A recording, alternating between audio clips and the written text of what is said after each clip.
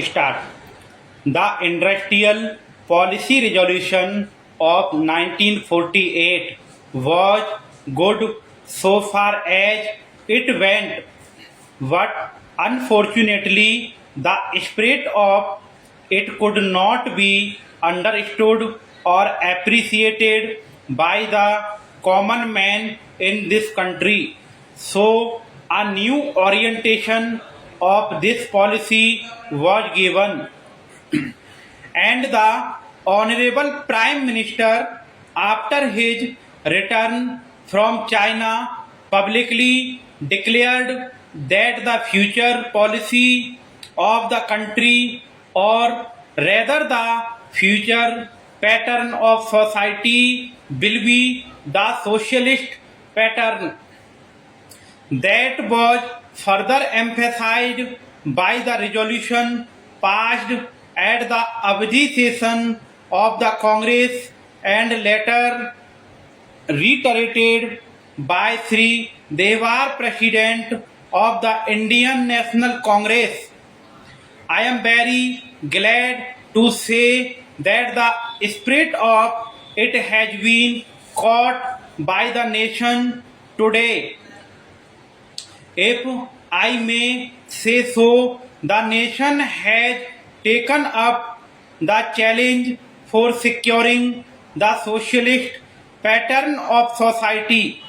It behoves all sections, both inside this house as well as outside, without having mutual recriminations, to try and propagate in a sincere manner and establish the socialist pattern of society indicated by the statements of the great leaders of our country.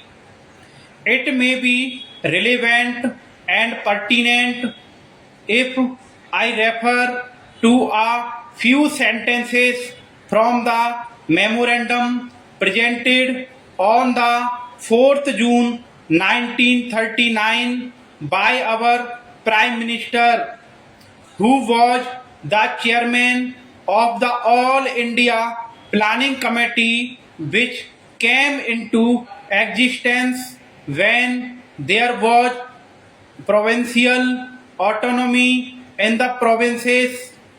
On pages 39 and 40 of that report, he stated, "It is clear that the drawing up of a comprehensive national plan becomes clearly an academic exercise with no relation to reality unless the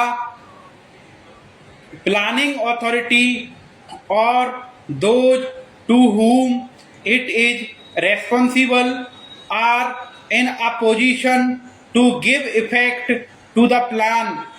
If this authority is powerless or circumscribed or restricted and has limited activities, it cannot plan. An essential prerequisite for planning is thus complete freedom and independence for the country and removal of all outside control.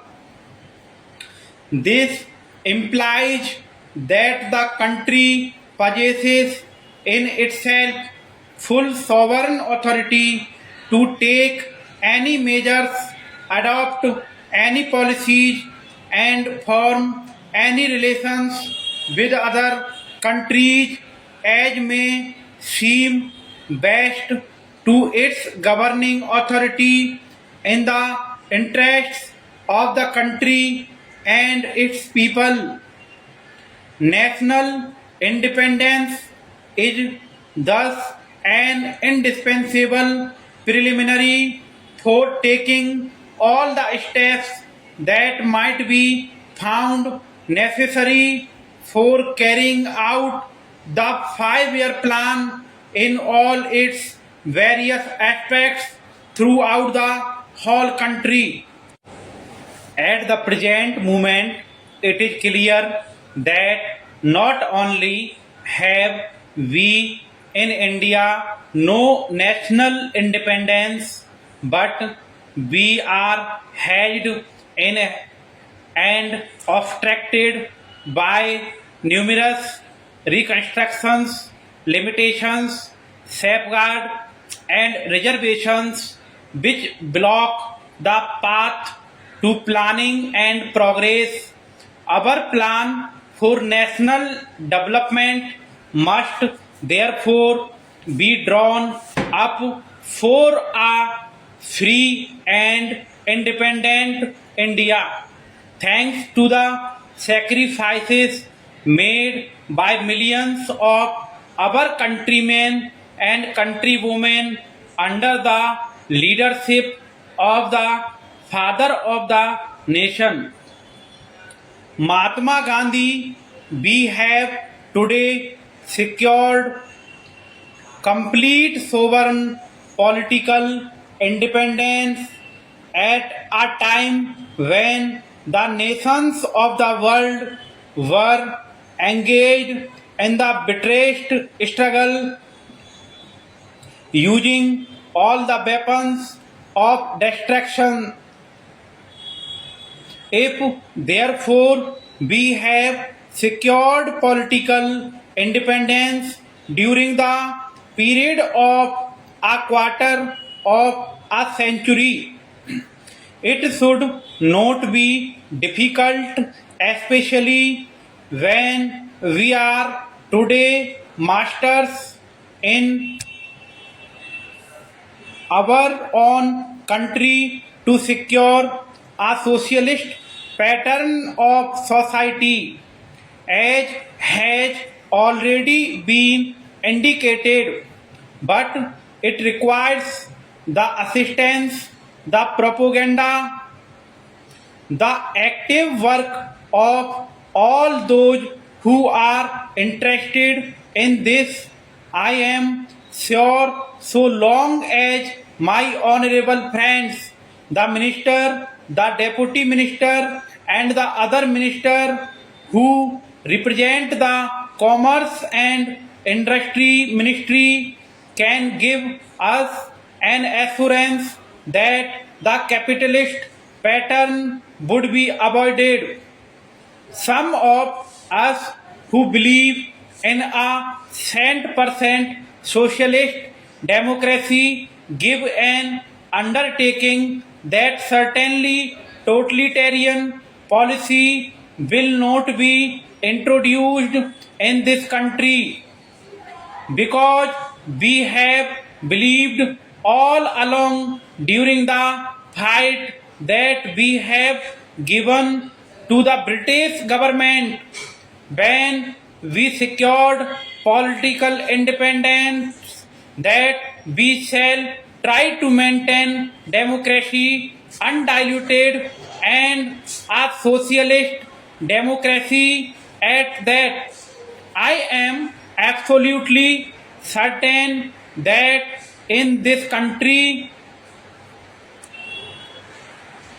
of ours, liberty of though liberty of speech and liberty of action will be guaranteed to every citizen to express his views in the manner he please.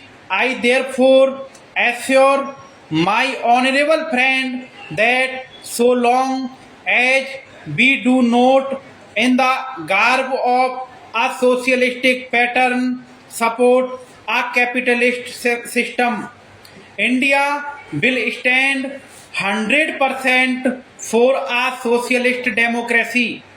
Now, luckily for us, the fundamental rights of the Constitution have declared that a citizen would be assured of many of the social amenities which will give reasonable comfort from the bomb to the grave. But mere enunciation, as I have said many times, will not satisfy the common man unless the saying is put into effect. I am absolutely certain, therefore, that so long as there is a determination on the part of our countrymen, we will be in a position to secure a socialist pattern of society. It is not even possible to draw up a plan on any other basis.